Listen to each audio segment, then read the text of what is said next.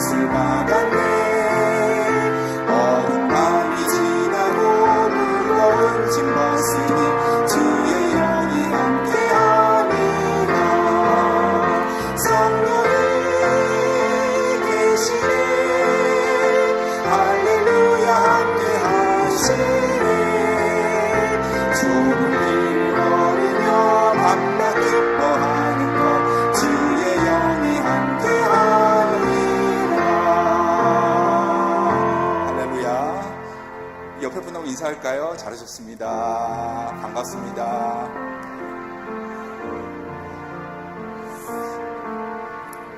자, 마음을 정돈하고 이 찬양 부르도록 하겠습니다. 우리의 신앙 고백이 되기를 소망합니다. 주님만이 나의 힘, 나의 방패, 나의 소망 되십니다. 이 고백이 오늘 우리 믿음의 공동체의 신앙 고백 되기 원합니다. 목마른 사슴 목마른 사슴 시냇 물을 찾아 헤매이듯이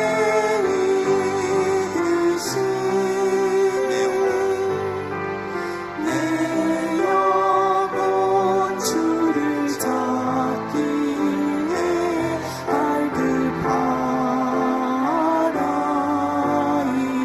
주님만이 나의 힘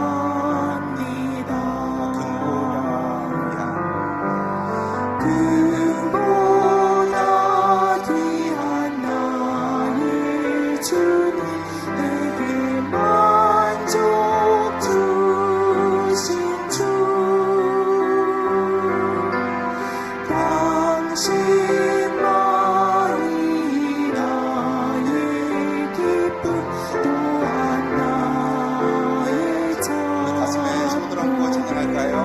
고백합니다.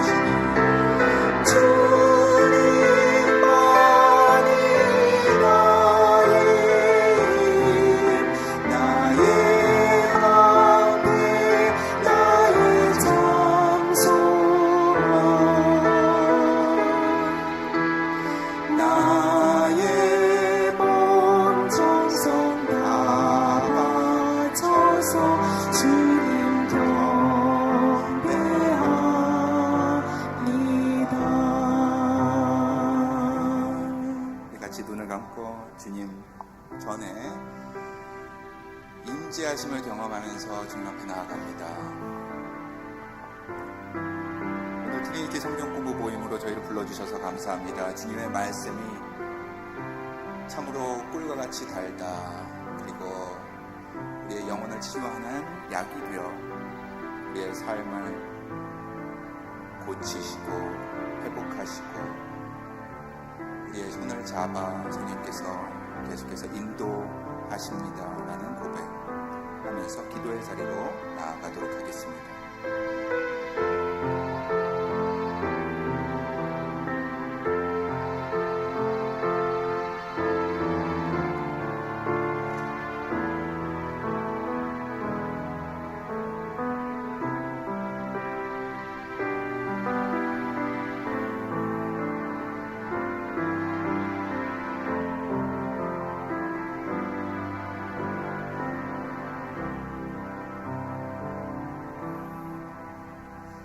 거룩하신 하나님, 주님의 말씀 앞에 섭니다.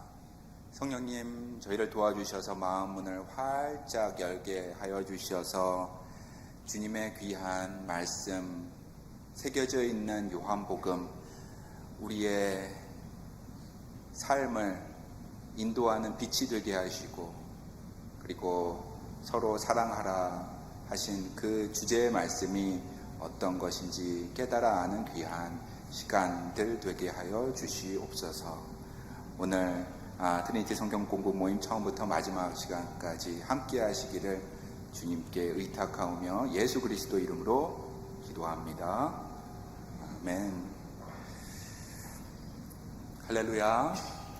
아멘. 반갑습니다, 여러분. 트리니티 성경 공부 모임 다시 하반기 시작을 하였습니다. 찬양하면서 우리 서로 인사했는데 이번엔 뒤에 있는 분하고 인사할까요? 평안의 하나님이 함께 하시길 빕니다. 맨 뒤에 계신 분은 바로 앞에 있는 분하고 인사하세요. 평안의 하나님이 함께 하시길 빕니다. 예, 여러분 참여해 주셔서 감사드리고요. 온라인으로도 참여하시는 분들 그곳에 하나님의 은혜가 풍성하길 기도합니다. 특별히 우리 트리니티 성경 공부 모임을 위해서 몇 달간 기도하고 이 준비한 섬김이들 있습니다. 그분들께도 깊은 감사의 말씀 드립니다. 새로 등록하신 분들도 계시고요. 그 다음에 재등록하신 분들도 계시는데요. 혹시 이번에 새로 등록하신 분들 있으면 잠깐 이렇게 손을 들어주실까요? 네, 예, 아이고, 예, 감사합니다. 온라인으로도 참여하시는 분들 있을 줄로 믿습니다. 10주간 트리니티 성경 공부 이제 하게 됩니다. 이번에는 신약 성서에 있는 책 중에 2권, 요한복음과 그 다음에 사도행전, 역사서 이렇게 보도록 하겠습니다. 아까 기도할 때 말씀드린 것처럼 말씀이 참 꿀과 같다 하고 경험하면 좋겠어요. 그리고 말씀이 나의 영혼을 치유하는 그 약과 같다라고 고백하는 우리 모두가 되기를 소망합니다. 먼저 이번 주 암송 구절 볼 텐데요. 우리 같이 암송하기 전에 오늘 2분 모시고 암송 시간 갖도록 하겠습니다. 제일 먼저 신지영 성도님 먼저 나오실까요? 그 다음에 이경아 집사님 이어서 하도록 하겠습니다.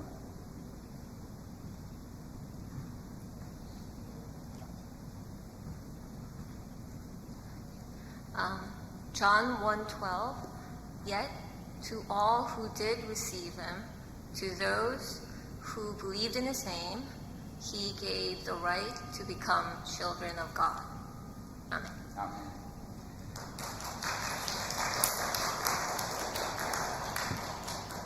자, 그다음 이경아 집사님. 요한복음 1장 12절 말씀. 영접하는 자, 곧 그 이름을 믿는 자들에게는 하나님의 자녀가 되는 권세를 주셨으니. 요한복음 1장 12절 말씀. 아멘.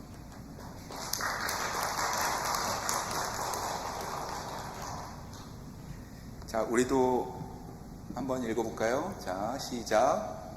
영접하는 자, 곧 그 이름을 믿는 자들에게는 하나님의 자녀가 되는 권세를 주셨으니. 요한복음 1장 12절 말씀 다시 한번 읽겠습니다.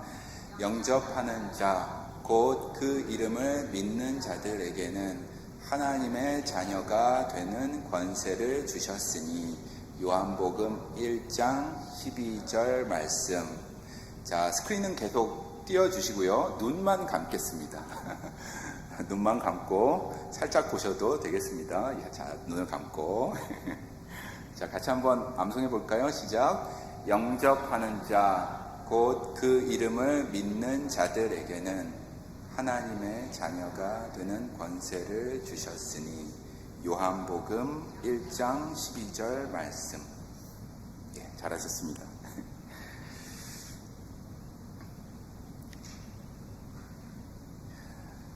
오늘부터 요한복음 1강 시작합니다. 요한복음 개강인데요. 처음 트리니티 성경 공부 참여하시는 분도 계셔서 트리니티 성경 공부가 어떤 것인가 짧게 말씀을 드리고 들어가겠습니다. 트리니티의 뜻이 무엇일까요? 트리니티는 세 개가 하나다라는 뜻이죠. 세 위격이 있습니다. 거룩한 위격이라고 하는데 우리 기독교인들이 믿는 그 교리이자 진리인 것입니다. 성부 하나님, 성자 하나님, 성령 하나님이 어떻게? 하나다라는 것이죠. 그래서 하나의 하나님이다라고 우리가 믿고 고백하는 것이 바로 트리니티입니다. 이 트리니티, 삼위일체, 이것에 영감을 받아서 이 트리니티 성경 공부를 만들게 되었습니다. 그래서 첫 번째로는 사실의 단계입니다. 스크린 한 번 더 봐 주시겠어요? 예, 사실의 단계가 있고요, 의미의 단계가 있고 적용의 단계가 있습니다. 이 세 부분이 하나가 되면은 참 좋겠다.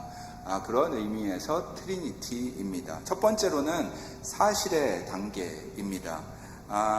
성경이 보여주고 있는 기본적인 사실이 있습니다. 역사적인 사실 살펴보고, 역사적인 배경도 살펴보고, 그리고 성경 안에 있는 인물들 그리고 사건들을 보면서 당시에 이런 일들이 있었구나, 사실을 우리가 배우게 됩니다.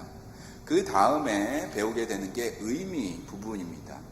그래서 사실을 배우고 나니까 이게 어떤 의미가 있는가. 근데 이 부분은 저희가 그때로 돌아가서 원독자이라면 어떤 의미가 나에게 있었을까? 내가 예루살렘에 산다면 나에게 어떤 의미가 있을까? 내가 바벨론에 살았다면 어떤 의미가 나에게 있었을까? 하면서 그 당시로 돌아가서 타임머신 타고 가서 나에게 주는 그 의미, 그 느낌이 무엇일까 하고 생각해보는 그런 단계가 되겠습니다.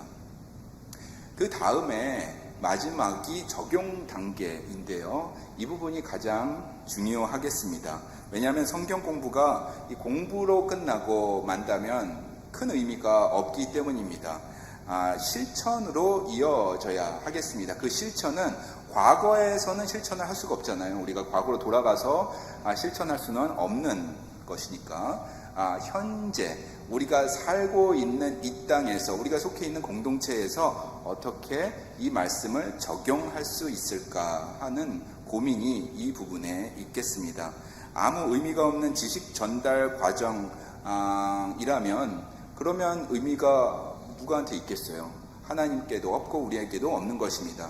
공부하고 나서 그것을 가슴에 담고 이해하고 그 다음에 우리의 삶에 구체적으로 실천하는 것, 그것이 가장 중요하겠습니다. 그래서 적용의 단계, 그래서 세 가지가 있습니다. 첫 번째 사실, 두 번째 의미, 그리고 마지막으로 적용 단계가 있습니다. 이 다이아그램을, 삼각형 모양을 머릿속에 꼭 넣으시고 이 트리니티 성경 공부 시작하도록 그렇게 하겠습니다.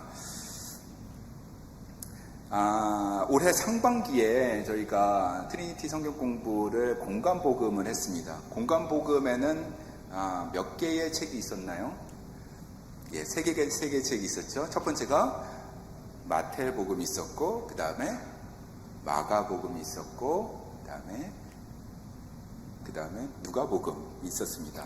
요한복음을 제외한 세 개의 복음서를 우리가 공관복음이라고 하는데 그 복음서 세 개를 집중적으로 보게 되었습니다. 요한복음은 사복음서 안에 들어가지만 공관복음이라고 우리가 말하지는 않습니다. 공관복음이라는 뜻은 공통의 관점으로 복음을 말한다, 이런 뜻입니다. 그래서 공관복음. 성경에 4개의 복음서, 요한복음까지 4개의 복음서 중에 공통의 관점으로 예수님의 탄생과 사역하심과 그리고 예수님의 십자가 죽음과 부활 이렇게 보고 있는 것이 공관복음이고요. 조금 다른 관점으로 보는 것이 요한복음입니다. 그래서 요한복음 이렇게 따로 우리가 공부를 하는 것입니다. 슬라이드 보면서 우리 사복음서 보고 그 다음에 요한복음 본격적으로 들어가도록 하겠습니다. 이 이미지 우리가 공관복음 시작할 때도 같이 보았는데요. 중간에 뿔뚝 서 있는 저것이 무엇일까요? 당연히 십자가입니다. 십자가. 샌디에고에도 십자가가 높이 서 있는 산이 있더라고요. 그래서 제가 전에 설교 말씀 전해 드릴 때 또 소개해 드린 곳인데요. 밑에 엘카혼 지역에 있는 언덕인데 거기 위로 올라가다 보면 제가 그 산 이름이 갑자기 생각이 안 나네요. 그 올라가다 보면 한참을 차 타고 꼭대기까지 올라가서 언덕을 보게 되면은 십자가가 저런 모양으로 이렇게 하얀색 십자가가 높이 서 있는 것을 볼 수가 있습니다. 100년 전에 지었다고 그 앞에 이렇게 써 있었습니다. 그러니까 1925년에 그 십자가가 세워졌다라고 거기에 있더라고요. 샌디에고에 있습니다, 여러분. 그래서 가운데에 저렇게 있는 것이고요. 샌디에고 가운데에도 저게 있기 때문에 이 사면으로 이렇게 이 샌디에고 지역을 바라보고 있는 듯 합니다. 이 십자가가 중간에 있고 그리고 그 밑에 돌이 옮겨져 있는 것은 무엇을 상징하는가? 십자가의 죽음과 예수님의 부활을 상징하는 것입니다. 그래서 그게 복음서의 중심이다라는 것이고요. 그 다음에 마가복음 이미지부터 보도록 하겠습니다. 마가복음이 어디 있을까요? 여러분이 보실 때, 그렇죠. 오른쪽 위가 마가복음이 되겠습니다. 이 금태 색깔을 두르고 있는 사람이 그 베드로가 되는 것이고 그 옆에 그 말을 적어서 글을 쓰고 있는 사람이 마가가 되는 것입니다. 그래서 마가하고 베드로가 로마에 같이 있을 때에 그때 마가가 베드로부터 들은 내용을 구술한 것을 받아 적었다는 내용, 그게 마가복음입니다. 그리고 그 다음에 마태복음은 어디 있을까요? 마태복음은 산상수훈으로 유명하니까 산이 있겠죠? 자, 여러분이 볼 때, 그죠? 왼쪽 밑에 있는 부분이 마태복음이 되겠습니다. 그래서 마태복음은, 마태복음 5장부터 6장, 7장까지 있는 산상수훈, 예수님의 설교 말씀이 중심 부분이 되겠습니다. 그리고 복음서에서도 핵심 부분이 되겠습니다. 그곳에 보면은 이 하나님의 나라가 어떤 것인지 예수님께서 직접 설명해 주는 부분 계속 이어지고 있습니다. 3장에 걸쳐서 이어집니다. 왕관도 보이네요. 왕으로 오신 예수님을 강조하는 책은 마태복음이다라는 것입니다. 그래서 예언한 대로, 구약의 예언대로 다윗 왕의 그 핏줄로 메시아가 올 것이다. 그래서 왕이 오셨다. 예수님을 선포하고 있습니다. 왕으로 오신 예수님, 마태복음입니다. 누가복음은 여러분 어디 있을까요? 그렇죠. 누가복음은 오른쪽 위에 있습니다. 의사였던 누가입니다. 그리고 신약 성서 기록자 중에 이방인은 첫 번째입니다. 그리스 사람이고요. 의사입니다. 그러므로 이 누가복음은 이방인들을 대상으로 쓴 복음서였습니다. 특별히 사회에서 소외되고 그리고 그림자에서 살고 있는 사람들에게 관심이 많았던 누가였습니다. 그래서 낮은 계급 사람들도 읽기 쉽게 그렇게 쓴 글입니다. 그러면서도 또 논리적인 사고를 가지고 있는 의사 선생님이었기 때문에 논리가 보입니다. 이 이야기의 흐름이 이해할 수 있는 것입니다. 마태복음이 왕으로 오신 예수님을 말씀했다면 누가복음은 완전한 인간으로 오신 예수님을 표현하고 있습니다. 100% 인간으로 오신 예수님, 누가복음입니다. 그 다음에 요한복음입니다. 요한복음은 여러분 보시는 데에 오른쪽 밑에죠? 오른쪽 밑에가 요한복음입니다. 누가복음은 그러면 왼쪽 위네요. 네. 요한복음은 오른쪽 밑에입니다. 이 중앙에 보면은 세 개의 물건들이 있고요. 그 옆에 샘물이 지나가는 것을 볼 수가 있고요. 나무가 있고요. 그리고 한 사람이 서 있습니다. 세 개의 이미지는 자세히 보시면은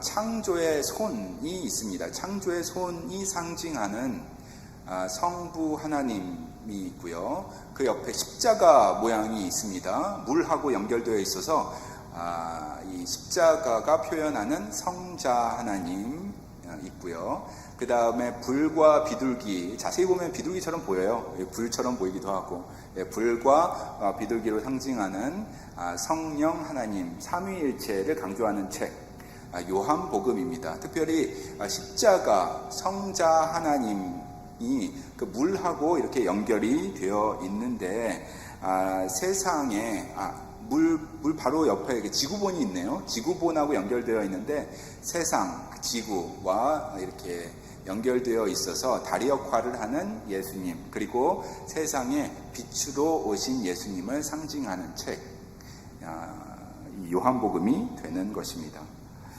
누가복음이 100% 인간으로 오신 예수님을 강조한다면, 마태복음이 왕으로 오신 예수님을 강조한다면, 요한복음은 무엇을 강조할까요? 요한복음은 신성을 강조합니다. 신으로 오신 예수님, 100% 하나님. 누가복음은 100% 인간, 그러므로 십자가에서 죽으심 표현하고 있고요. 예언한 대로 왕으로 오신 예수님, 마태복음입니다. 마가복음은 짧은 복음서죠. 그래서 비교적 압축해서 예수님의 사역을 우리에게 보여주고 있습니다. 질문이 있습니다. 이 복음서가 한 개가 아니고 왜 4개나 있어야 할까? 우리 주일날 광고 영상 김청규 집사님께서도 말씀해 주셨는데, 왜 복음서가 4개가 아니고, 아니다, 한 개가 아니고 4개여야 하는가를 이해하게 됐다 하고 간증을 해 주셨는데, 그래서 감사라고 표현해 주셨습니다. 여러분은 어떻게 생각하세요? 왜 복음서가 4개나 있어야 할까? 이 4개 안에 있는 이야기들이 겹치는 부분이 상당히 많이 있거든요.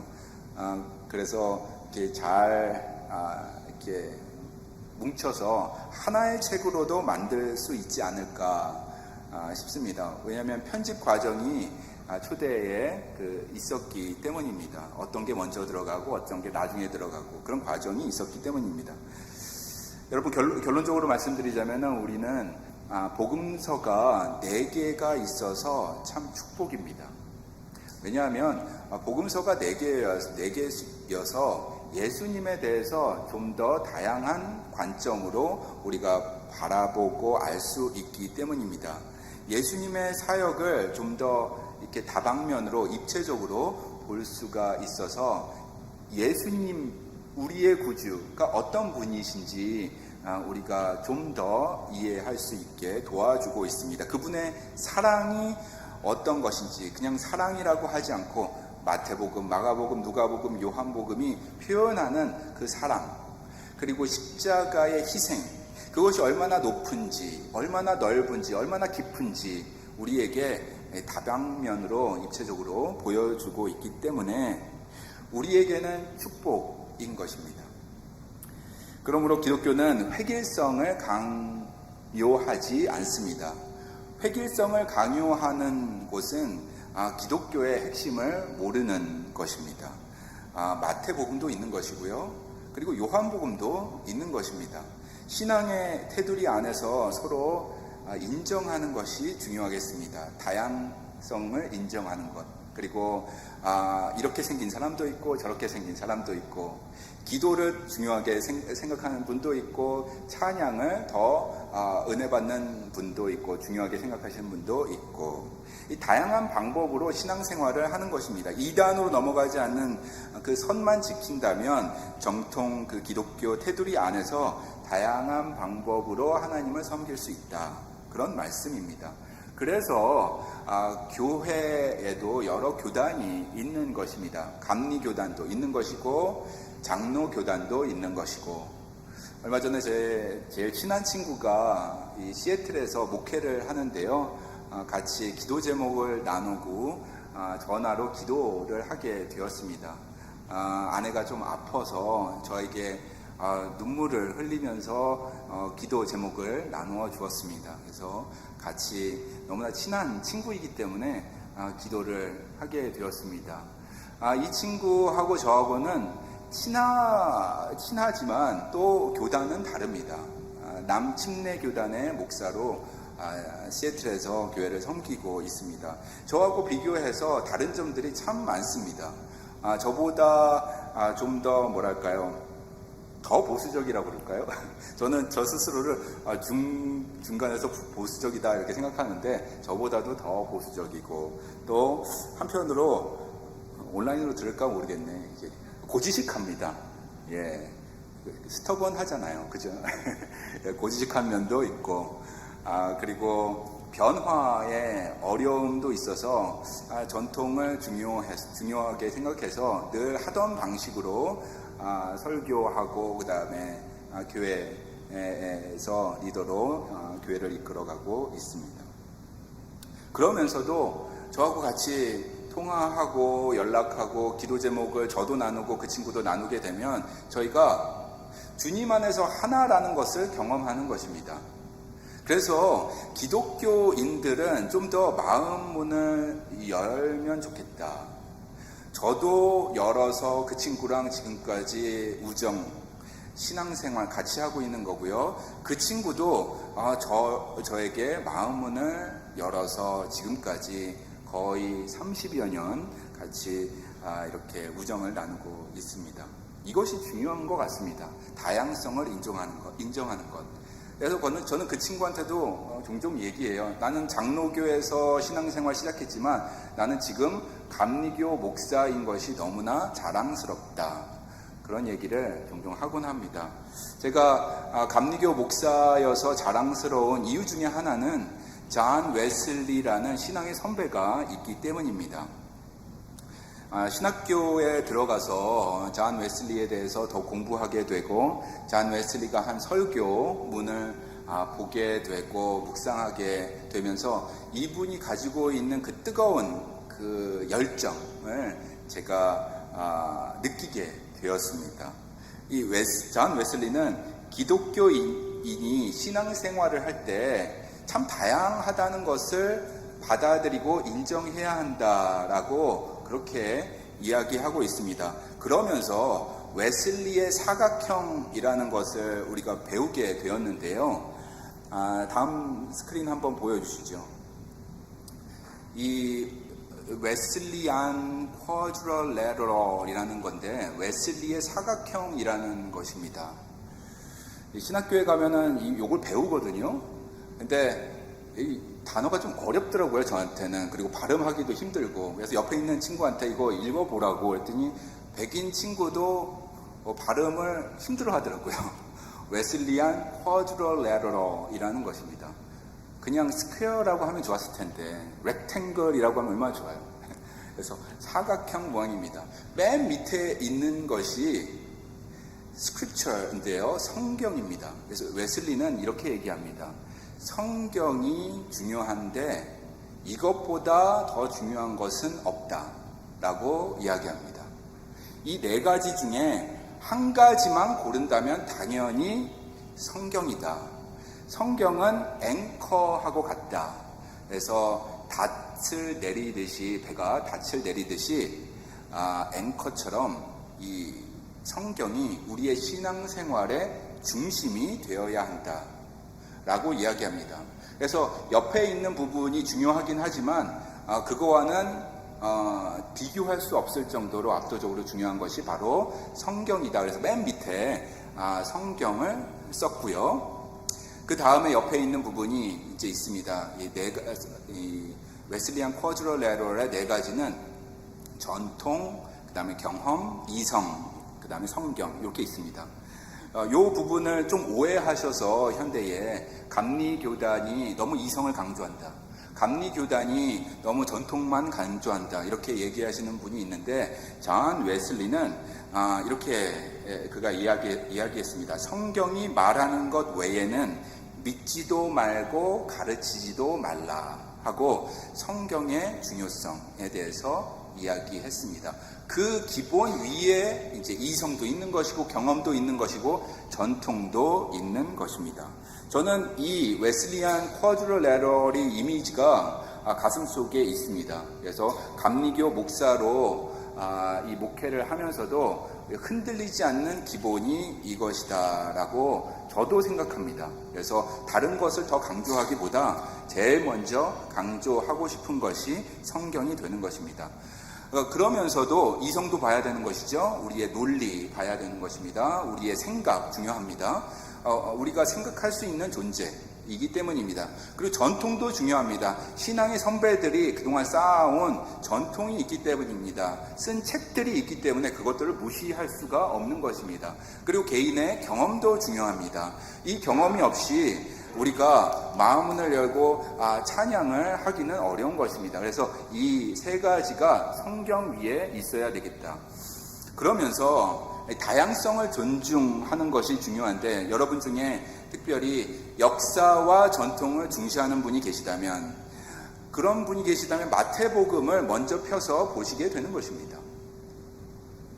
저도 역사 공부하는 것을 좋아하는데 마태복음을 보면은 이 역사에 대해서 쭉 나오는 것입니다. 우리가 더 깊이 들어갈수록 전통과 역사가 어떤 중요한 의미가 있는지 마태복음을 통해서 알 수가 있는 것입니다. 그래서 예수 그리스도를 마태복음의 눈으로 보게 된다면 전통과 역사를 강조하는 그러한 눈으로 보게 되는 것입니다. 여러분 중에 이성과 논리를 중요하게 생각하시는 분이 있다면, 그리고 사회적인 약자에 대해서 마음이 가는 분이 계시다면은 복음서 4개 중에 누가복음을 펴서 보게 되시는 것입니다. 피드백이 조금 있거든요. 조정해 주실래요, 권사님? 네. 사회적 약자의 마음이 가는 분이라면 누가복음을 보실 것입니다. 그리고 고난 가운데 기적 경험하고 그 기적 가운데 힘을 얻고 그 기적을 통해서 위로가 되신 분들이 계시다면, 경험을 중시하는 분이 계시다면 마가복음을 먼저 보시는 것입니다. 그리고 시적인 표현 좋아하시는 분 계시잖아요. 철학적인 사고를 중요하게 생각하시는 분들 계시잖아요. 그런 분들은 잘 오셨습니다. 오늘부터 요한복음 보도록 하겠습니다. 요한복음은 길게 얘기하지 않고 짧게 끊어서 이렇게 주는 시적인 면이 있습니다. 좀 생각하게 하는 그런 면이 있습니다. 그래서 예를 들어서 나는 포도나무이다, 너희는 가지다 할 때 뭐 자세하게 설명은 안 해주시지만 우리로 하여금 이 생각하게 되고 철학적인 사고를 할 수 있게 도와주는 것입니다. 그런 시적인 표현 많이 들어있는 책이 요한복음이다라는 말씀을 드립니다. 여러분은 어떤 복음서 좋아하세요? 저는 어떤 복음서 좋아할까요? 저는 다 좋아합니다. 다 좋아합니다. 이제 목사니까 다 좋아서 또 이렇게 균형 잡힌 말씀을 전해드려야 되니까 다 좋은데 굳이 하나만 꼽으라면 저도 요한복음이 좋습니다. 요한복음 안에는 정말 꿀과 같은 하나님의 말씀이 담겨 있는데 읽고 또 읽을 때 들어오는 새로운 그 경험들이 있습니다. 영적인 경험을 우리가 할 수 있게 됩니다. 20세기 가장 영향력 있던 목사님 한다면 빌리 그레엄 목사님을 우리가 꼽을 것입니다. 빌리 그레엄 목사님 설교하실 때에 많은 성경 구절 인용하시지만 제일 많이 인용한 성경 구절이 요한복음입니다. 요한복음. 그 중에서도 3장 16절. 그렇죠?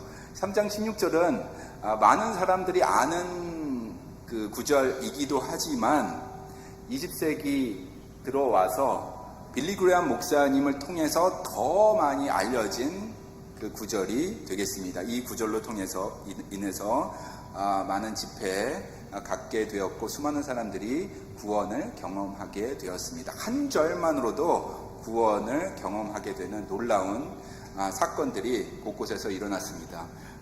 이 귀한 구절이 있는 책도 요한복음이 되겠습니다.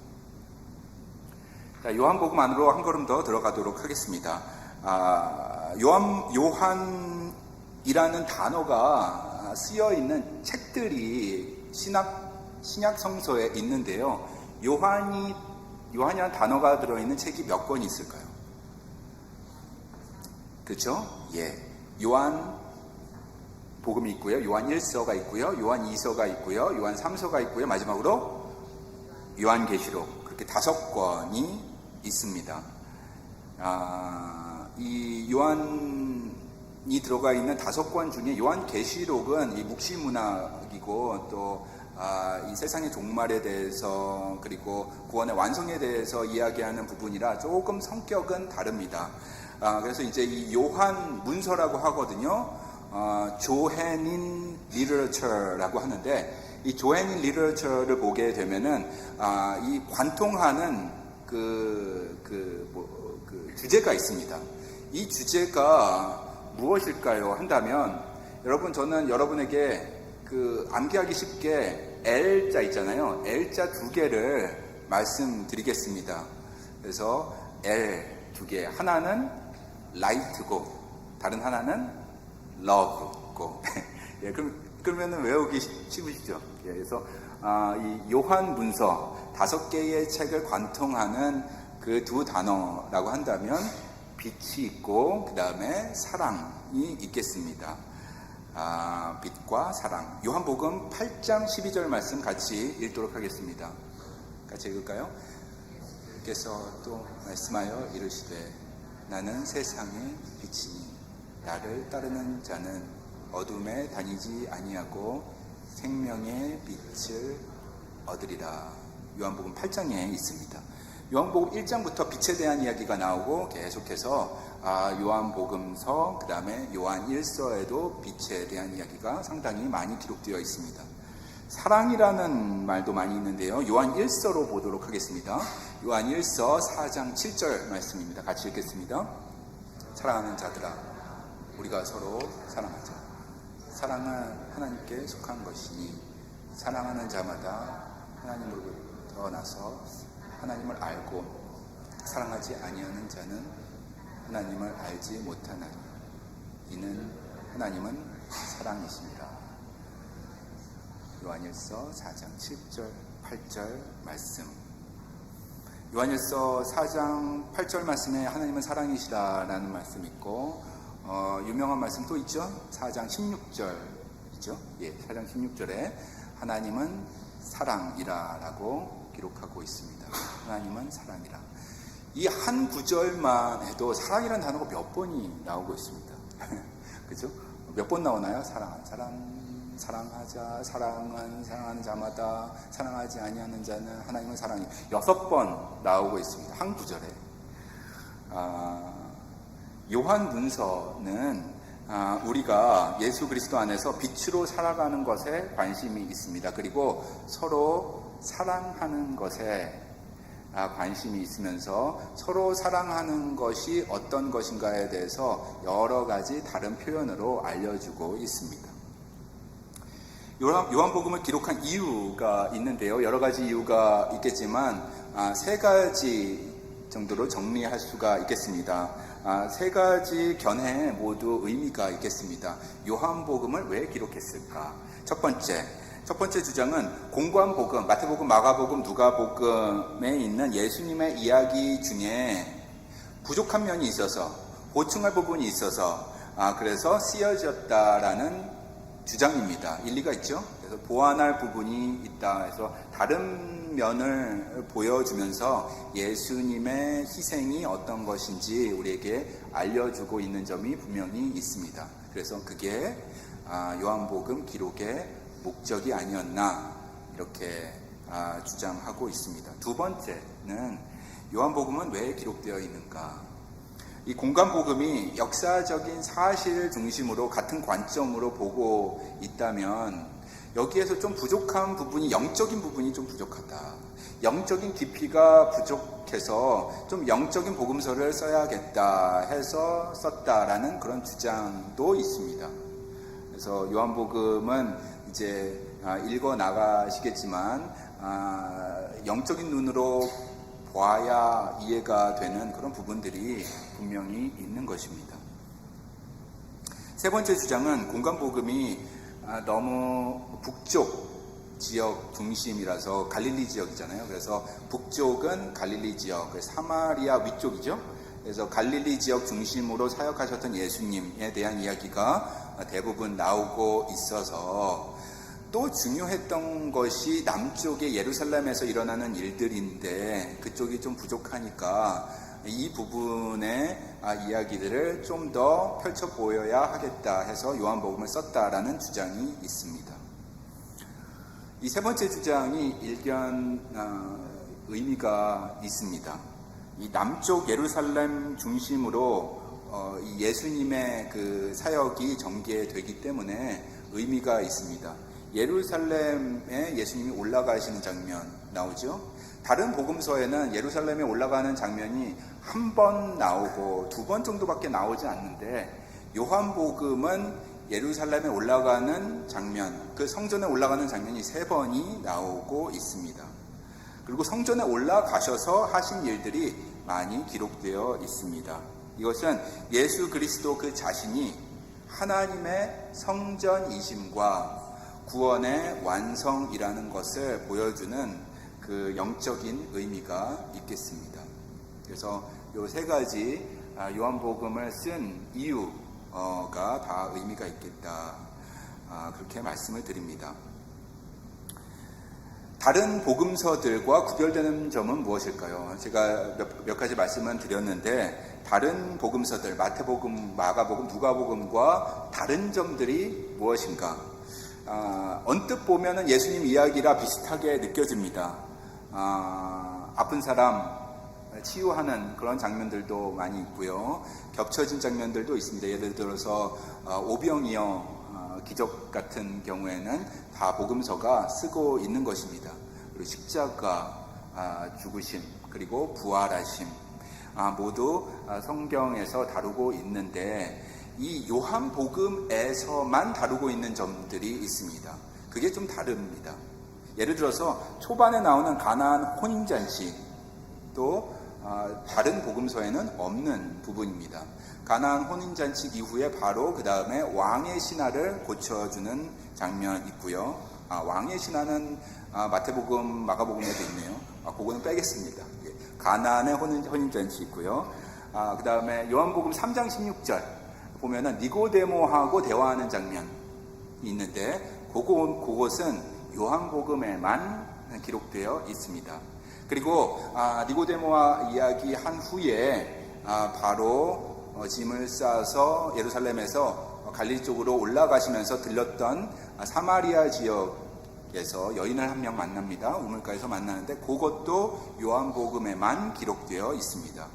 그리고 유명한 예수님의 말씀, 나는 참 포도나무이다, 너희는 가지다라는 그러한 구절이 있는 요한복음 15장, 또 요한복음에만 기록되어 있습니다. 또 어떤 차이가 있을까요? 공관복음은 아까 말씀드렸듯이 북쪽 갈릴리 중심이고, 그리고 요한복음은 남쪽 예루살렘 중심으로 펼쳐가고 있다라는 차이점이 있습니다. 그 기적에 대해서도 많이 나오는데 요한복음에 나오는 그 기적이 큰 것이 7개가 있습니다. 그 7개의 지역을 일어났던 지역을 살펴보게 된다면 반은 이제 갈릴리, 그 다음에 다른 반은 이제 예루살렘에서 이루어진 것을 볼 수가 있습니다. 그래서 4개, 3개 이렇게 있는 것이죠. 또 뭐가 있을까요? 공관복음은 이 주제가 좀 더 광대하게 느껴집니다. 이 하나님의 나라에 대한 주제를 담고 있습니다. 그래서 천국에 대한 이야기, heaven에 대한 이야기, kingdom of God에 대한 이야기를 이 3개의 복음서가 이야기해주고 있는데, 이에 비해서 요한복음은 예수님을 집중적으로 이야기하고 우리로 하여금 들여다볼 수 있게 도와주고 있습니다. 예수 자체를 바라보자. 예수님이 우리의 그리스도시다, 메시아이시다라는 그 부분에 집중을 하고 있습니다. 그래서 예수님이 어떤 일을 하시는가, 예수님이 행하는 표적에 대해서 말씀하고, 그 다음에 예수님 본인도 본인에 대해서 이야기하는 장면들이 많이 기록되어 있습니다. 예를 들어서 나는 누구인가라고 했을 때 나는 포도나무, 나는 생명의 떡, 나는 선한 목자, 이러한 구절이 요한복음에 이곳저곳에 이렇게 기록되어 있습니다. 자, 그 다음 요한복음의 저자는 누구일까요? 사도 요한일까요, 여러분? 예, 사도 요한, 당연히 사도 요한이죠. 예, 저도 그렇게 믿고 있습니다. 사도 요한일 텐데, 그런데 좀 아쉬운 점이 하나 있어요. 이 바울처럼, 바울 서신을 보면은 나 바울은 그리스도의 종, 나 바울은 이 책을 누구누구에게 쓰노라 하면서 초입부에 보통 쓰게 되는데, 아니면은 책의 뒷부분에라도 나 요한이 이 책을 썼다라고 쓰면은 참 좋았을 텐데 그렇지가 않습니다. 그래서 역사적으로 다른 이가 쓰지 않았을까 하는 추측도 있는 것입니다. 요한복음 21장 한번 볼까요? 21장 20절하고 24절입니다. 같이 읽겠습니다. 예수께서 사랑하시는 그 제자가 따르는 것을 보니 이 일들을 증언하고 이 일들을 기록한 제자가 이 사람이라. 우리는 그의 증언이 참된 줄 아노라. 이런 구절이 있습니다. 예수께서 사랑하시는 그 제자는 사도 요한이 되는 것입니다. 세베대의 아들 요한이 되는 것입니다. 그래서 여기 그 제자가 따르는 것을 보니 24절에도 이 일을 증언하고 이 일을 기록한 제자가 이 사람이라. 그래서 초대교회 교부들이라고 하죠. 초대교회의 그 early father들의 증언과 이 요한복음 21장의 말씀을 토대로 사도 요한이 저자이다라고 그렇게 받아들여지는 것입니다. 그리고 저도 그렇게 믿는 것입니다. 전통적으로 이렇게 받아들여졌다 말씀을 드리고, 하지만 사도 요한이 아닐 수도 있다라는 견해도 있습니다. 다른 사람일 수도 있지 않냐라는 말입니다. 왜냐하면 구체적으로 적시되어 있지 않기 때문입니다. 특히 여기 24절에 보면은 이 일을 증언하고 이 일을 기록한 제자가 이 사람이라고 썼는데, 그 다음에 우리라는 단어가 있잖아요. 우리는 그의 증언이 참된 줄 아노라. 이렇게 해서 요한이 단독 저자가 아니라 이 책은 공동체적 증언이 합쳐져서 그래서 이 편집된 부분이 있다라고 그렇게 주장하는 이 견해가 있습니다. 그래서 당시에 요한 공동체라고 있었거든요. 조한인 커뮤니티라고 있었는데 거기에서 같이 증언을 모으고 이 책을 편집한 부분이 있지 않느냐라는 그러한 주장도 있습니다. 일리가 있긴 한데 사도 요한의 권위를 부정하지는 않겠습니다. 왜냐하면 이 초대교회에서 요한복음이 조금 다른 관점으로 보긴 하지만 정경으로 받아들였기 때문입니다. 그러므로 우리의 성경에 들어온 것입니다. 사복음서로 인정을 받았습니다. 네, 초대교회부터 그리고 지금 오늘날까지도 이 사복음서로, 삼복음서가 아니라 사복음서 안에 들어가게 된 것입니다. 이 점이 중요하다라는 말씀 드립니다. 요한복음의 저작 연도는 언제인가? 정확한 때는 알 수 없지만 성경학자들은 주후 90년경으로 보고 있습니다. 사도 요한이 인생 말년이 되어서 에베소라는 지역이 있거든요. 그곳에서 머물렀을 때에 거기 교회도 있잖아요. 에베소 교회. 거기에 머물렀을 때에 인생을 되돌아보면서 쓴 책이 요한복음이다라고 보는 것입니다. 요한복음을 읽다 보면은 특별한 단어가 나오는데 이 출교라는 단어가 나옵니다. 출교. 이 출교라는 단어가 그 전에는 쓰여지지 않다가 주후 90년경부터 출교라는 단어가 쓰여져 왔다고 그렇게 역사적으로 알려졌습니다. 그래서 요한복음이 90년경에 쓰여지지 않았을까. 요한복음을 보면은 출교라는 단어가 상당히 많이 나와요. 그러니까는 출교가 쫓겨나다는 거거든요. 그러니까는 교회에서 쫓겨나다는 것일 텐데 그 당시에는 교회가 아니니까 회당에서, 유대인의 회당에서 쫓겨났다라는 그러한 구절이 많이 있습니다. 예를 들어서 예수를 믿는다고 회당에서 축출당했다. 사람들이 너희를 출교할지라도 영어로 보면은 out of synagogue라고 하죠. put out of synagogue 이런 단어가 많이 나오는데 오늘날의 언어로 한다면은 excommunicate이 되겠습니다. 그래서 이 모임에서 쫓아낸다.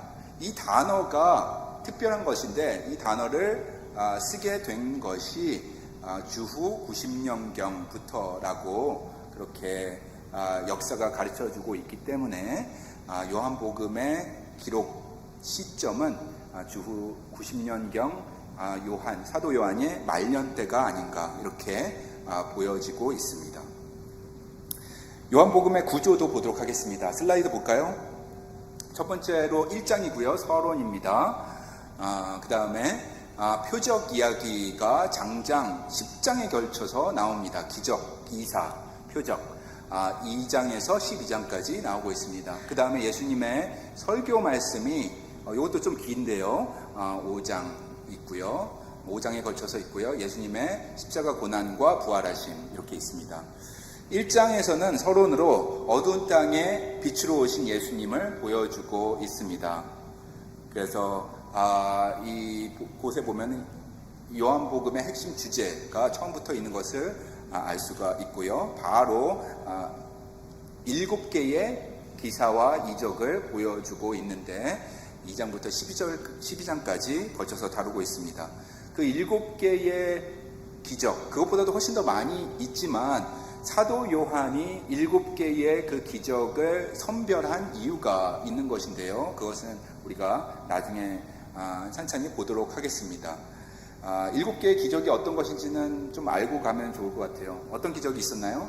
첫 번째, 가나안의 혼인잔치에서 물로 포도주를 만드셨던 그 장면이 있고요. 그 다음에 이 갈릴리 지역, 그 가나안 지역에서 갈릴리에서 좀 떨어진 그 가나 지역이죠.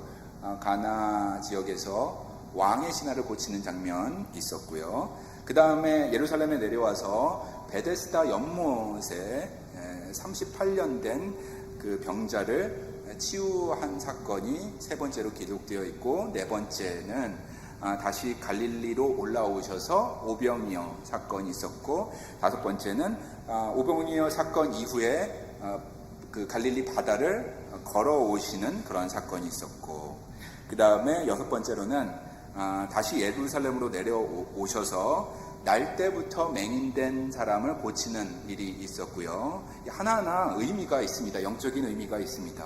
그리고 마지막으로 베다니에서 예루살렘 그 성에서 약간 떨어져 있는 곳이죠.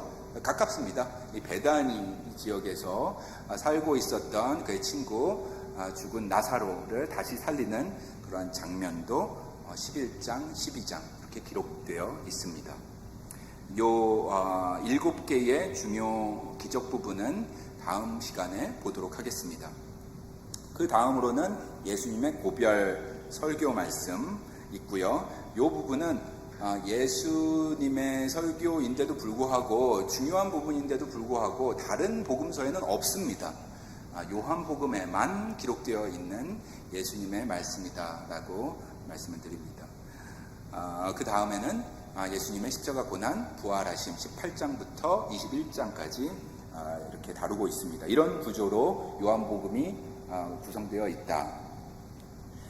자, 여러분 괜찮죠? 여러 가지 정보가 많이 들어오나요? 예, 이렇게 적어 두시고요. 시험에도 나올 거라고 생각합니다, 여러분. 자, 마지막 보도록 하겠습니다. 마지막 부분은 요한복음의 독특한 점이 있습니다.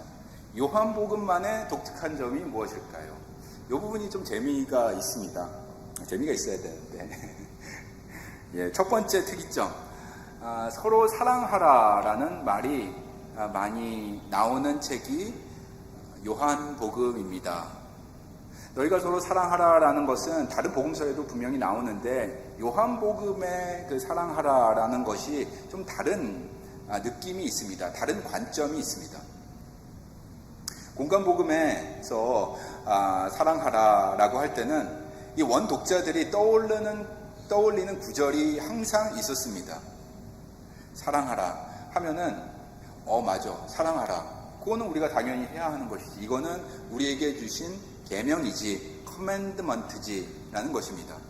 그래서 마태복음, 마가복음, 누가복음을 보면은 질문을 예수님한테 하게 됩니다. 선생님, 율법 중에 어떤 계명이 가장 큽니까? 큰 거죠? 큰 계명이 뭡니까? 할 때에 예수님의 대답은 하나님을 너희의 마음을 다하여서 사랑하라라는 것이고, 그리고 또 덧붙여서 이웃을 사랑하라라는 계명을 주셨습니다. 이게 큰 계명이다라는 말씀을 주셨습니다. 그래서 우리도 큰 계명이라고 알고 있습니다. 그래서 Great Commandment라고 부릅니다. 하나님을 사랑하고 이웃을 사랑하고. 그래서 Great Commandment, 큰 계명인데요. 이 원독자들이라면 이 쉐마를 다 알고 있는 것입니다. 이 신명기 6장 4절에 기록되어 있기 때문입니다. 같이 한번 읽을까요? 자, 시작. 이스라엘아 들으라. 우리 하나님 여호와는 오직 유일한 여호와이시니 너는 마음을 다하고 뜻을 다하고 힘을 다하여 내 하나님 여호와를 사랑하라. 그렇죠? 그래서 내 마음을 다하고 뜻을 다하고 힘을 다하여 내 하나님 여호와를 사랑하라. 요걸 쉐마라고 하는데요. 당시 구약시대뿐만 아니라 신약시대, 오늘날까지 유대인들은 아침 저녁으로 기도를 하는데 기도할 때마다 이 부분을 꼭 암송합니다. 쉐마를 모르는 유대인들은 유대인이 아닌 것입니다. 그래서 마음을 다하고 뜻을 다하고 힘을 다하여 내 하나님 여호와를 사랑하라 라는 말이 떠오르는 것입니다. 그러면서도 공간복음은 이 쉐마를 인용해서 하나님 사랑, 거기에 더해서 이웃 사랑을 붙였습니다. 하나님 사랑, 이웃 사랑. 그래서 Great Commandment, 계명 중에 가장 큰 계명에서 공간복음에서는 가르쳐주고 있습니다. 그런데 요한복음은 Great Commandment가 아니라 New Commandment라고 합니다. 새 계명이라고 합니다. 이 부분이 좀 다른 점입니다. 13장 34절 읽도록 하겠습니다. 새 계명을 너희에게 주노니 서로 사랑하라. 내가 너희를 사랑한 것 같이 너희도 서로 사랑하라.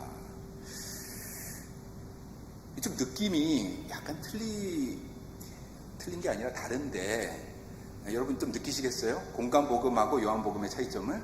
공간 복음이 좀 사랑이라는 말을 쓰지만 좀 거창하게 느껴지고, 하지만 이 요한복음을 우리가 읽게 되면 좀 더 실제적이고 구체적으로 느껴집니다.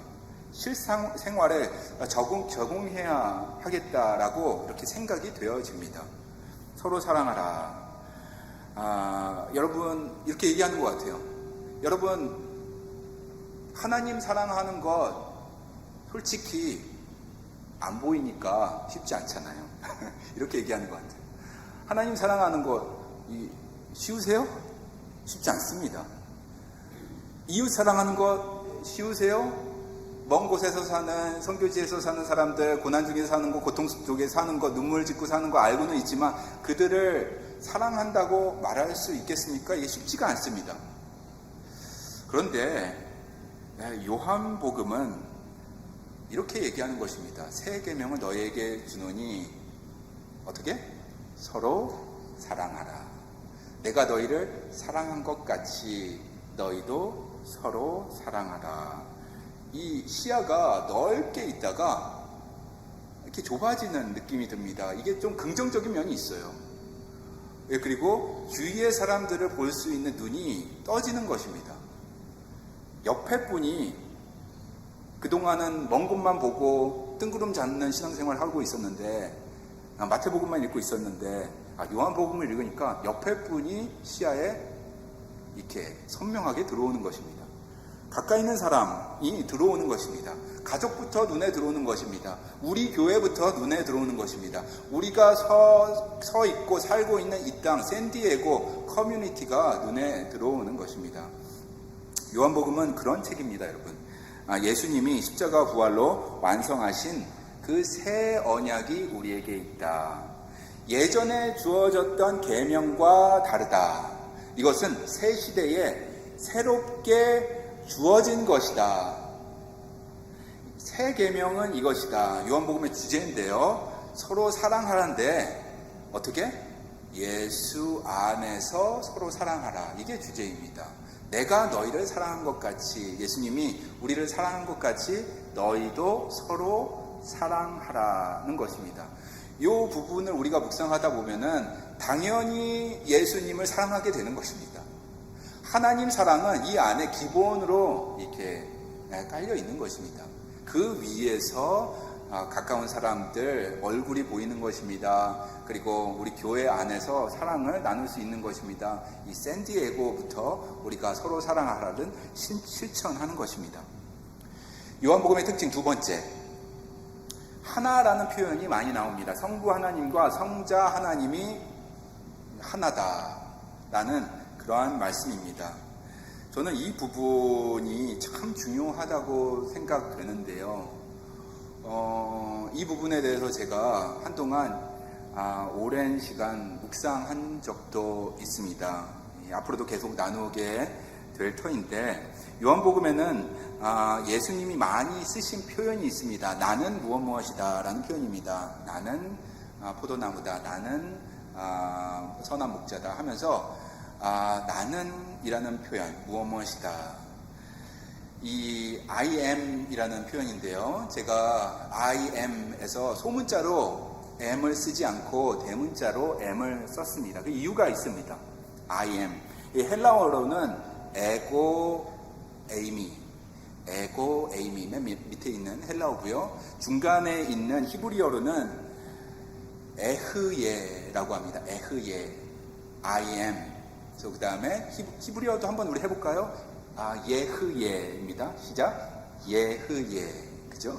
그 다음에 헬라어로는 에고 에이미. 시작. 에고 에이미. 여러분, 이 부분이 이게 단순한 말이 아닙니다. I am 이라는 말이 참 중요합니다. 왜냐하면, 왜 중요할까요?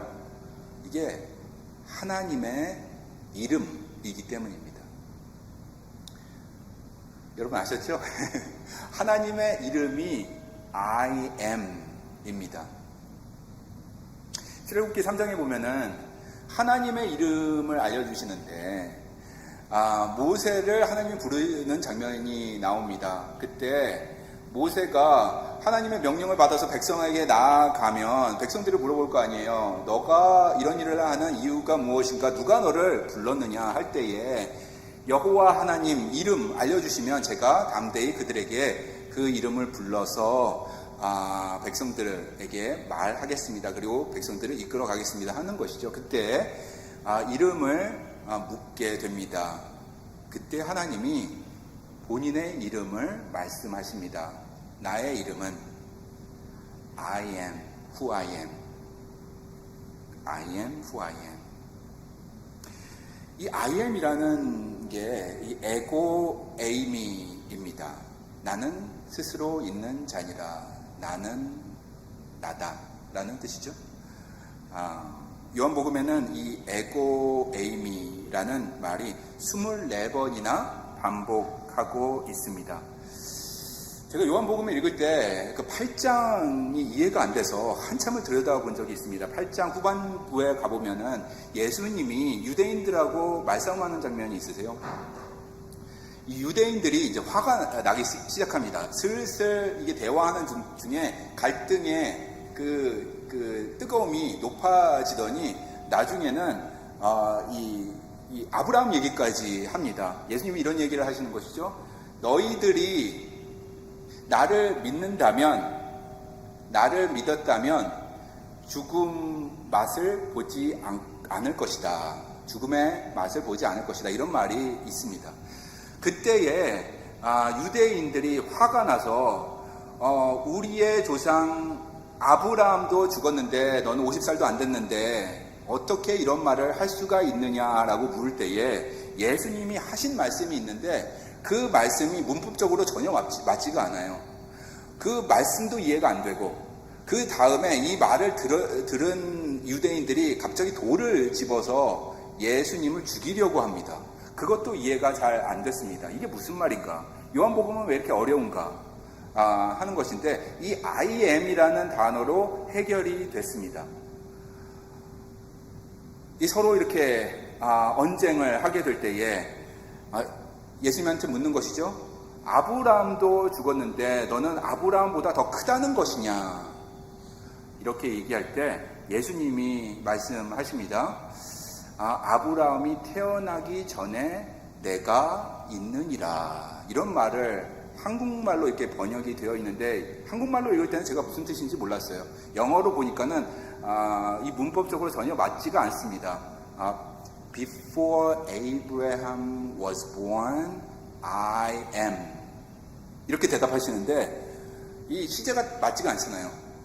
Before Abraham was born, I was. 이렇게 해야지 맞거든요. 근데 I am 이라고 예수님이 대답을 하시자마자 이 화가 난 유대인들이 더 화가 나서 이 돌을 집어가지고 예수님을 죽이려고 하는 장면이 요한복음 8장 후반절에 기록되어 있습니다. 여러분 한번 가서 보시기 바랍니다. 에고 에이미, I am. 이게 예수님의 신성. 더 나아가서는 하나님과 예수님이 하나라는 이 기독론을 알려주고 있습니다. 아주 중요한 부분입니다. 요한복음 10장 29절 보도록 하겠습니다. 같이 읽겠습니다. 그들을 주신 내 아버지는 만물보다 크심에 아무도 아버지 손에서 빼앗을 수 없느니라. 나와 아버지는 하나이니라. 이 I am 부분은 중요한 부분이라 앞으로도 계속 보도록 하겠습니다. 이 영어 찬양 중에 I am 이라는 찬양이 있어요. 마크 슐츠라는 이 복음성가 가수가 지은 곡인데요. 여러분 집에 가셔서 유튜브로 한번 검색해 보시면 참 은혜가 됩니다. I am 이라는 곡입니다. 세 번째 특징, 요한복음의 특징입니다. 모세 유형론입니다. 공간복음 마태복음을 공부할 때 모세 유형론을 잠시 다뤘었는데 유대인들이 다 알고 존경하는 모세와 예수님을 연결시키고 있습니다. 빗대어서 예수님을 설명해 주고 있습니다. 이런 표현들이 등장합니다. 모세의 율법에 따르면 이런 표현, 또 모세를 너희가 믿었더라면 이런 표현도 있고요. 모세가 광야에서 뱀을 든 것 같이라는 표현도 있습니다. 요한복음에 모세가 이런 것처럼 하는 그런 부분이 많이 기록되어 있습니다. 우리가 받을 구원과 그 영생에 대해서 모세와 비교하면서 설명해주고 있습니다. 출애굽기를 읽으면은 요한복음하고 비슷한 느낌이 듭니다. 출애굽기 앞부분을 보면은 1장부터 15장까지 총 40장이잖아요. 그 중에 앞부분 많은 부분을 기적과 이사 있고 그 이사를 경험한 이스라엘 민족이 믿음으로 나아가는 장면이 출애굽기에 나와 있는데요. 요한복음도 마찬가지입니다. 출애굽기처럼 1장, 2장, 12장까지 기사 이적이 기록되어 있고요. 많은 부분이 기록되어 있습니다. 반 정도가 기록되어 있습니다. 그리고 나머지 반은 이 기적을 체험한 하나님의 백성들이 믿음으로 어떻게 살아가는지에 대해서 뒷부분 보여주고 있기 때문에 출애굽기와 요한복음이 비슷한 부분이 있겠습니다. 모세 유형론입니다. 네 번째, 요한복음의 특징, 마지막입니다, 여러분. 예수님의 애제자를 부각하는 부분이 있습니다. 흥미로운 부분인데요. 예수님의 애제자, 예수님이 사랑하는 제자 하면은 바로 사도 요한이 되는 것입니다. 다른 복음서는 사도 요한이 강조되지 않고 있는데 이 요한복음은 이 사랑하는 예수님의 제자 강조하고 있습니다. 다른 복음서에서 강조하는 제자는 누구일까요? 그렇죠? 베드로입니다. 베드로를 항상 강조하고 있습니다. 베드로가 초대교회에서 또한 중요한 역할을 맡았기 때문입니다. 그런데 요한복음에서는 사랑하는 제자 요한을 강조하고 있습니다. 예를 들어서 예수님이 십자가에 달려 돌아가시기 전에 최후의 만찬이 있었는데 예수님의 그 만찬 바로 옆에 앉아있는 사람이 누군가? 요한이라는 것입니다. 그리고 누가 아니라고 거기서 표현하고 있나요? 베드로는 아니다. 베드로는 어디 앉았다? 저쪽에 앉았다. 그거를 굳이 쓰더라고요. 그래서 쓴 이유가 있겠죠. 그리고 또 항상 비교를 합니다. 이 저자가 베드로하고 비교를 합니다. 예수님이 체포되어서 대제사장 집 안뜰에서 신문을 받을 때에 베드로는 문에서 막았지만 사람들이 누가 안으로 들어갈 수 있었다? 예수님이 사랑하는 제자는 안으로 들어갈 수가 있었다 하고 굳이 요한복음에서 이렇게 알려주고 있습니다. 그러다가 이런 부분도 있잖아요. 예수님께서 십자가에 달려서 돌아가실 때 우리의 죄를 위하여 죽으셨을 때 모든 복음서가 다 쓰고 있는데 그때에 제자들 다 도망가고 주위에 있었던 사람들 다 도망갔지만 옆에 있었던 사람이 누구다? 사랑하는 제자 요한이었다라는 그 기록이 요한복음 19장에 기록되어 있습니다. 요한복음은 이렇게 베드로하고 저자 본인을 비교하는 장면 넣곤 합니다. 이것의 이유가 무엇일까요? 생각해보면은 초대교회 때 베드로의 그 위상이 참으로 높았기 때문에 그런 것이 아닌가 생각이 됩니다. 그만큼 교회에서 중요한 역할을 담당했었고 권위 있는 인물이 베드로였습니다. 그런데 누구도 중요하다? 나도 중요하다라는 것입니다. 그래서 예수님이 사랑했던 제자 요한도 중요하다. 근데 요한복음 마지막 장 21장에 보면은 베드로하고 예수님 이야기가 또 나오는데 그때 이때 좀 마음이 좀 바뀌어졌는지 마음이 녹았는지 베드로의 위상을 한껏 높여주고 있습니다. 예수님이 3번 사랑하냐고 물어보니까 베드로가 3번 사랑합니다라고 대답하는 장면이 나옵니다. 그리고 나서 베드로에게 예수님이 그 인자하신 얼굴로 앞으로 너의 앞길에 고난 있을 것이다 라고 그렇게 이야기를 합니다. 그럴 때에 이 부분만 제가 읽으면 제가 웃음이 나요. 21장 20절입니다. 같이 읽도록 하겠습니다. 시작. 베드로가 돌이켜 예수께서 사랑하시는 그 제자가 따르는 것을 보니, 그러니까 요한이 따르는 것을 본 것이죠. 이어서 읽겠습니다. 그는 만찬석에서 예수의 품에 의지하여 주님을 파는 자가 누구 오니까 묻던 자더라. 이에 베드로가 그를 보고 예수께 여짜오되 주님, 여러분, what about him? 그런 거죠.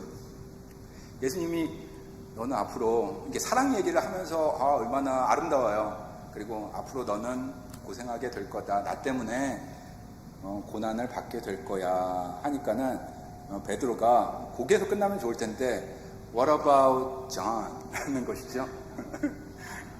예, 얼마나 진지한 표정일까요? 자는 예수님 어떻게 되는 건데요? 얘는 앞으로 어떻게 살아가는 건데요? 그때 예수님 표정이 어땠을까 저는 상상해 보면서 웃음이 납니다. 베드로의 진지한 표정도 이렇게 상상이 됩니다. 그러면서 예수님이 말씀하십니다. 너한테 무슨 상관이냐? Don't worry about him. You just follow me. 이런 말을 하시는 것이죠. 사랑하는 성도님 여러분, 오늘 요한복음 첫 시간이었습니다. 요한복음 개론이었습니다. 하나님 나라에서는 누가 가장 중요할까요? 베드로가 중요할까요? 요한이 중요할까요? 다 중요합니다. 둘 다 똑같이 중요합니다. 여러분이 중요하듯이 그 옆에 있는 분도 똑같이 중요합니다. 마지막으로 이 부분 읽고 마치도록 하겠습니다. 한 목소리 읽겠습니다. 하나님께서는 우리를 상대 평가하지 않으시고 절대 평가하신다. 우리를 다른 사람과 나란히 놓고 평가하시는 것이 아니라 우리 한 사람 한 사람 우리의 최대치를 기준으로 평가하신다. 그러므로 여러분 스스로를 너무 낮출 필요도 없지만 너무 높일 필요도 없겠습니다. 하나님께서 우리에게 주신 은사와 은혜가 각각 다르기 때문에 그 하나하나가 있는 그대로 소중합니다. 너무나 존귀하고 너무나 가치 있는 일이다. 가치 있다. 여러분은 가치 있는 분이다. 여러분은 하나님의 마스터피스이다. 라는 말씀 전해드립니다. 아멘. 아멘. 자, 요한복음을 통해서 우리 앞으로 하나님의 뜻을 발견해 나가기를 소망합니다. 하나님의 뜻과 계획이 우리의 삶에 계속해서 풍성히 이루어지기를 기도합니다. 예수 그리스도 안에서 서로 사랑하고 격려해서 더욱 건강히 서가는 사랑 공동체, 빛의 공동체 되시기를 우리 주 예수 그리스도 이름으로 축원합니다. 아멘. 기도하시겠습니다. 거룩하신 하나님 은혜와 사랑 감사합니다. 오늘 요한복음 개론 살펴보게 하여 주셔서 감사합니다. 이제 집에 돌아가서 요한복음 1장부터 다시 펴서 읽어 나갈 때 이 영적인 눈으로 예수 그리스도를 바라보게 하시고 예수님께서 보여주신 그 사랑의 깊이와 높이와 넓이를 깨달아 아는 앞으로의 5주간의 기간이 되게 하여 주시옵소서.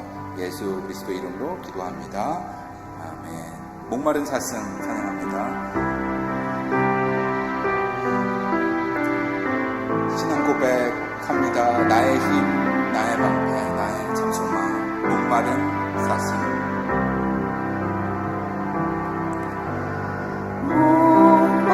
목마른 사슴 시는 물을 찾아 헤매이듯이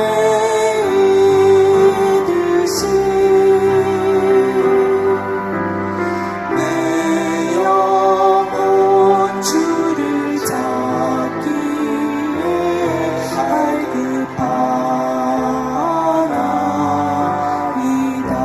주님만이 나의 힘, 주님만이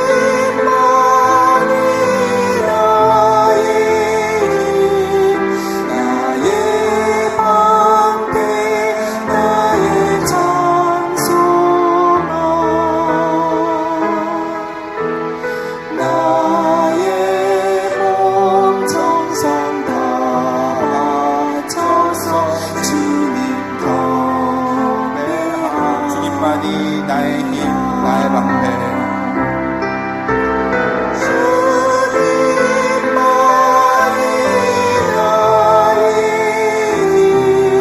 나의 방패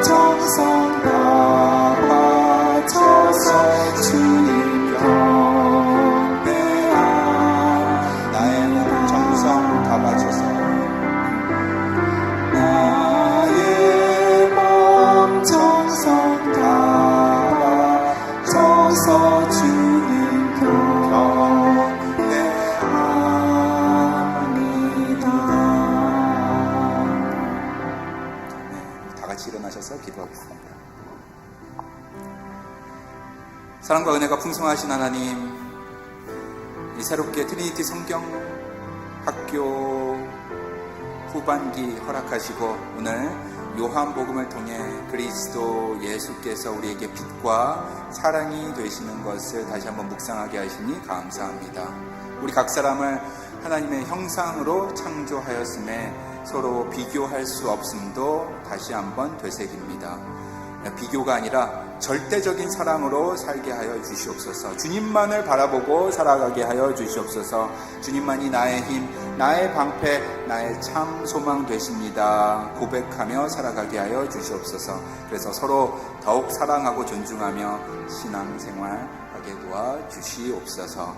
지금은 우리를 구원하신 예수 그리스도의 은혜와 하나님의 그 크신 사랑과 성령님의 도우심과 인도하심이 주님의 빛 따라, 주님이 보여주신 사랑 따라 주의 백성들을 섬기고 사랑하겠다 결단하고 나아가는 여기 모인 모든 성도님들 머리 위에, 온라인으로도 참여하시는 모든 성도 위에 지금부터 영원까지 함께 하시기를 축원하옵나이다.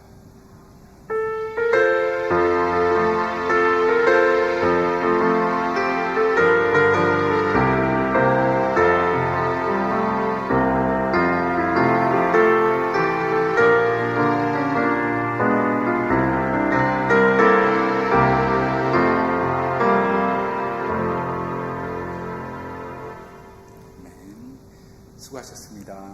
맛있는 식사, 점심 식사가 준비되어 있습니다. 한 번도 빠지지 마시고요. 친교실에서 식사하고 교제하시고 돌아가시기 바랍니다.